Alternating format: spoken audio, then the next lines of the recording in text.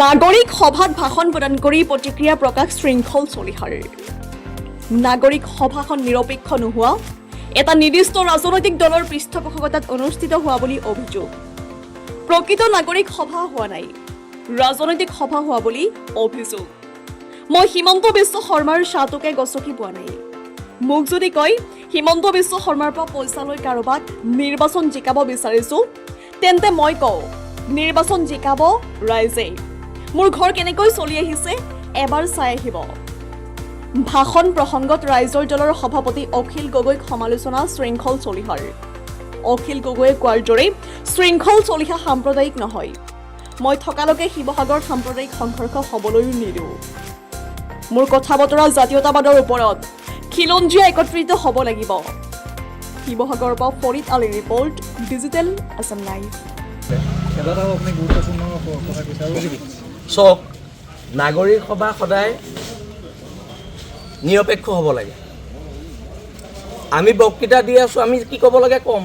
তাৰপিছত যদি আমাৰ বক্তৃতাৰ পিছত নাগৰিক সভাই কয় যে এনেকুৱা মন্তব্য নহ'ব, এতিয়া চাওক, ইয়াত নিৰ্দিষ্ট এটা ৰাজনৈতিক দলৰ মানুহ ইয়াত সৰহকৈ আছে। ইয়াত এটা ৰাজনৈতিক দলৰ মানুহ বেছিকৈ আছে। আৰু এখন এটা ৰাজনৈতিক, মই সেইকাৰণে সভাৰ পৰা ওলাই আহিছোঁ, কাৰণ এটা ৰাজনৈতিক দলৰ পৃষ্ঠপোষকতাত এখন সভা হৈছে। শিৱসাগৰত প্ৰকৃত নাগৰিক সভা হোৱা নাই। স্পষ্টকৈ ক'বলৈ নাই, আপোনালোকে সভা ত্যাগ কৰিছে। আৰু এটা কথা শুনক, নাগৰিক সভা কি হ'ব? নাগৰিক সভাত সকলোৱে মন্তব্য শুনিব লাগিব। এখন ৰাজনৈতিক সভাহে হৈছে আৰু সেইকাৰণে মই ত্যাগ কৰিছোঁ।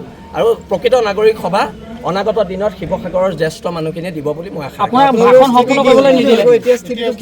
দিয়া নিদিয়াটো কি আছে, মই এনেও আমাৰ স্থিতি আমি পাতিম। কিন্তু এটা কথা, মই হিমন্ত বিশ্ব শৰ্মাৰ চাহটোও গছকি পোৱা নাই। আৰু মোক যদি কোনোবাই কয় মোৰ ঘৰ কেনেকৈ চলি আছে আপোনালোকে চাই আহিলে হ'ব। মোক যদি কয় মই হিমন্ত বিশ্ব শৰ্মাৰ পৰা পইচা লৈ কাৰোবাক ইলেকশ্যন জিকাব লৈছোঁ, মই ইলেকশ্যন জিকাব নোৱাৰোঁ, শিৱসাগৰৰ জনগণে জিকাব।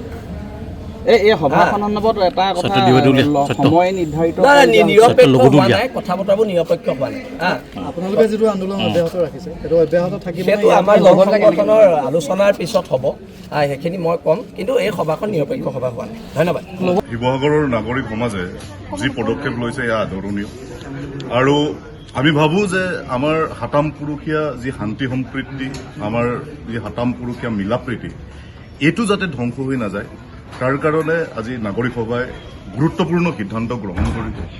আপোনালোকে দেখিছে যে বিজেপি আৰু RSSে শাসনলৈ অহাৰ পিছৰে পৰা তেওঁলোকৰ যিটো পেন ইণ্ডিয়ান হিন্দুইজিম, হিন্দুত্ববাদ, সেইটো প্ৰতিষ্ঠা কৰিবলৈ বিভিন্ন ধৰণৰ কাৰবাৰ কৰিছে। আপোনালোকে দেখিলে যে যোৱা 17 জুলাই তেওঁলোকে হিন্দু বাংলাদেশী বিলাকৰ বিৰুদ্ধে যি বিদেশী ন্যায়াধিকৰণত গোচৰ আছিলে 69,500, সেই 69,500 বিদেশী ন্যায়াধিকৰণৰ গোচৰ তেওঁলোকে প্ৰত্যাহাৰ কৰিলে। আৰু সেইকাৰণে আমি কৈ আছো যে তেওঁলোকৰ যিটো হিন্দুত্ববাদী এজেণ্ডা, আৰু সেই এজেণ্ডাৰ কাৰণে তেওঁলোকে জাতিৰ বৰ্গৰ, জাতিৰ আটাইতকৈ ইম্পৰ্টেণ্ট যিটো জাগা, যি শিৱসাগৰ, য'ৰ পৰা আমাৰ ভাষাটো, আমাৰ জাতিটো আৰম্ভ হ'ল, আমাৰ মহান স্বৰ্গদেউসকলে য'ৰ পৰা এটা উদাৰ নৈতিক জাতীয়তাবাদ বা জাতি হত্যাৰ কাৰণে কাম কৰিলে, সেই জাতি হত্যাটো ধ্বংস কৰিবলৈ বিভিন্ন ধৰণে চেষ্টা কৰিছে। এখন গুজৰাটৰ দৰে সাম্প্ৰদায়িক সংঘৰ্ষৰ এটা পৰীক্ষাগাৰ বনাব বিচাৰিছে, সাম্প্ৰদায়িক সংঘৰ্ষ লগাবলৈ বিচাৰিছে। আৰু শিৱসাগৰৰ নাগৰিক সমাজে ইয়াৰ বিৰুদ্ধে অৱস্থান লৈছে। আটাইতকৈ গুৰুত্বপূৰ্ণ কথা, চৰকাৰে বা ৰাষ্ট্ৰই সাম্প্ৰদায়িক সংঘৰ্ষ লগাবলৈ, শিৱসাগৰক এটা সাম্প্ৰদায়িক সংঘৰ্ষৰ পৰীক্ষাগাৰ বনাবলৈ বিভিন্ন ধৰণে কূট কৌশল ৰচনা কৰিছে। আৰু ইয়াৰ বিৰুদ্ধে অসমীয়া জাতিয়ে, শিৱসাগৰৰ সমাজে, শিৱসাগৰৰ নাগৰিক সমাজে যি ধৰণে ষ্টেণ্ড লৈছে, সেইটো আচলতে সঁচাকেই উল্লেখনীয় আৰু নজিৰবিহীন।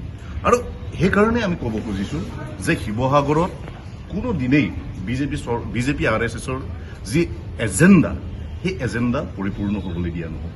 ইয়াৰ জাতিৰ বৰ্গৰ জাতীয়তাবাদ ইয়াৰ পৰা আৰম্ভ হৈছিলে, জাতি হত্যাৰ, উদাৰনৈতিক জাতি হত্যাটো ইয়াৰ পৰা আৰম্ভ হৈছে, অসমীয়া জাতি ইয়াৰ পৰা আৰম্ভ হৈছে।